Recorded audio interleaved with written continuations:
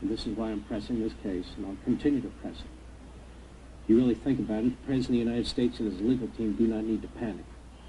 They have absolutely nothing on the President because he's done absolutely nothing wrong. And so they're trying to set him up. And so he shouldn't be set up. He should challenge the entire enterprise that's taking place.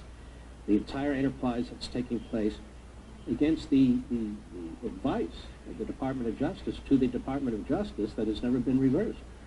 You have to remember, even though the media out there build up Robert Mueller like he's, you know, some incredible man with incredible power, with an incredible title, an incredible background, he's none of these things. He wakes up in the morning, he goes to the toilet. He brushes his teeth, puts his false teeth in if he has false teeth, takes a shower, takes a shave, they go back to the toilet, I don't know, they go get breakfast. In other words, he's flesh and blood. But he's also a very dangerous man because he doesn't know his limits and he doesn't believe he has any limits. The only man actually more dangerous than him, and I'm shocked to say this, is Rod Rosenstein, a man who is supposed to be managing him and managing the contours of his investigation, but Rosenstein is passive and stubborn. Passive in that he gives Mueller, you know, pretty much whatever he wants. Stubborn in that if anybody dares to question the way he's conducting himself, and then Mueller's conducting himself, is somehow threatening them and undermining them and obstructing them. That's where power has really gone to your head, and you have a very confused vision of how our constitutional system is supposed to work. And at the same time, I must say, Jeff Sessions, he doesn't need to play the role of a cutout dummy. He is recused as to specifics related to the campaign, but he still is the Attorney General of the United States. And even though Mueller doesn't report to him, the Constitution is his responsibility and the Department is his responsibility. And there's nothing to stop him from stepping in and saying, excuse me, you're focused on the election, Russia, collusion. That's it. That's what I recused on. That's what your mandate is. That's it. The Deputy Attorney General doesn't control this place by omission, by passivity, and neither does the Prosecutor's Office. Now, something rather remarkable happened yesterday, and we commented on it because by the time I was on the air on Levin TV, we only knew the front end, but then it was updated, and it's really quite remarkable. NBC and MSNBC, we've come to term NBC as nothing but crap. NBC. Our boy Dougie here, he came up with that idea, and I stole it from him. And then there's MSNBC, which is mainly stupid and nothing but crap, because that's pretty much what we're talking about. It's one of the reasons I think that people get confused about the news, because it has nothing to do with the news. So you have a breathless report by some guy named Tom Winter, who is their investigative reporter over there at MSNBC/NBC. Their investigative reporter. And some anonymous sources have fed him information. And he can't wait to get in front of that TV camera and tell the American people and be the first to know and get headlines across the world about wiretaps. Wiretaps. Wiretaps on the president's lawyer's home phone, office phone, hotel phone, where his family lives because his home is being remodeled. Wiretaps. And not only that, so specific. They even have one conversation between the President of the United States and Mr. Cohen. You go, wow, let's watch this report, okay? Go. We are going to start off our show with some big breaking news, an NBC News exclusive investigation. Wait a minute. In an exclusive investigation with reporter Tom Winter. Hey, Tom, yeah, got some news for you, okay. But don't use my name, all right. Here's what's going on, okay. Can you tell me anybody else? Yeah, there's another guy. Go, oh, okay. Now, go. Learning that federal investigators wiretapped the phone lines of Michael Cohen, the president's longtime lawyer, weeks before last month's raid at Cohen's office, home, and hotel room. We begin with NBC's Tom Winter, NBC's Julia Ainsley, MSNBC legal analyst Danny Savalos, Stormy Daniels' attorney Michael Avenatti, John Carlin, former assistant attorney general. Whoa. They're bringing everyone off the street here? They have 5 or 6 people are going to comment on this report, including the porn actress's porn lawyer. This is, all right, go ahead. Was also Robert Mueller's chief of staff at at the FBI. I want to welcome all of you. Julia Ainsley, Tom Winter, you two broke this story as this is unfolding. Tom, I want to start with you. Walk us through what we know.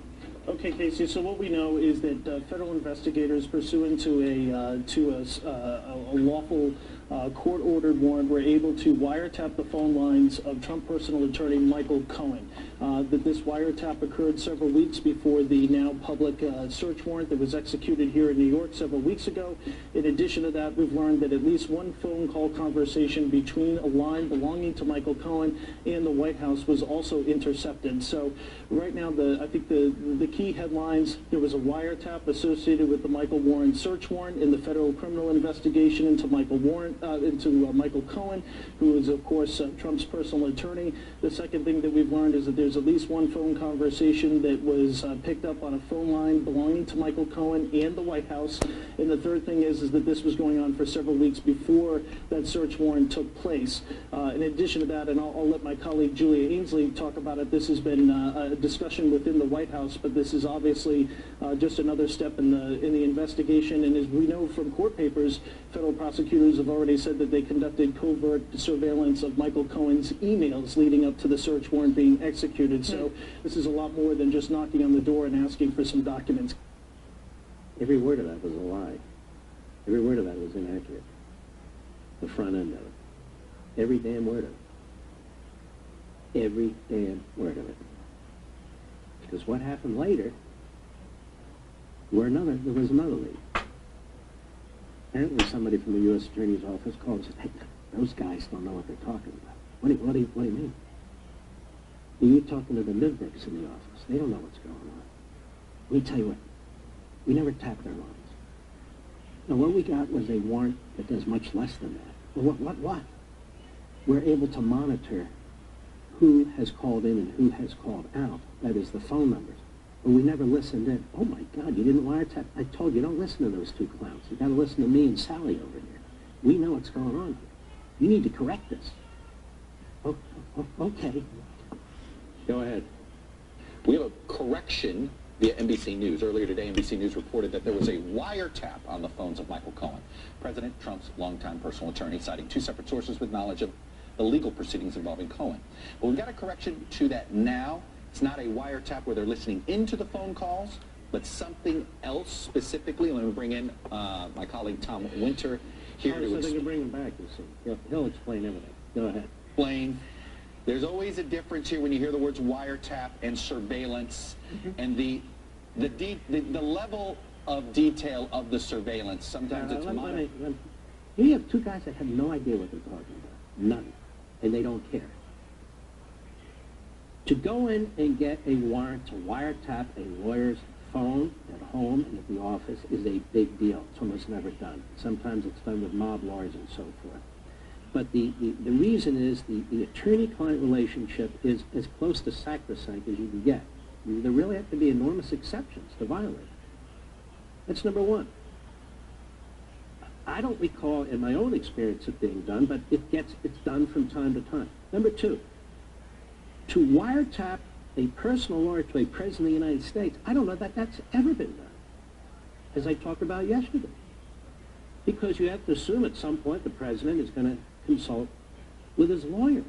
So these are truly police state tactics, as I discussed yesterday. They are way out of bounds. They are incredibly out of bounds.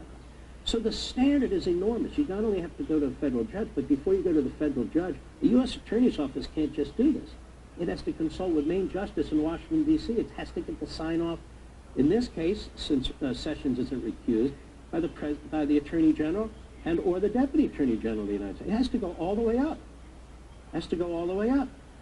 So that is how you get a wiretap on a lawyer who might work for a president of the United States. This other, where you're collecting the phone numbers, you know, like the NSA does with you and me, the phone numbers with the lawyer and his clients over a period of time, that is to see what calls are coming and going and so forth, the standard is much lower. It's still a significant standard, but it's not a wiretap standard, so it's much lower. So to get this wrong is to get everything wrong.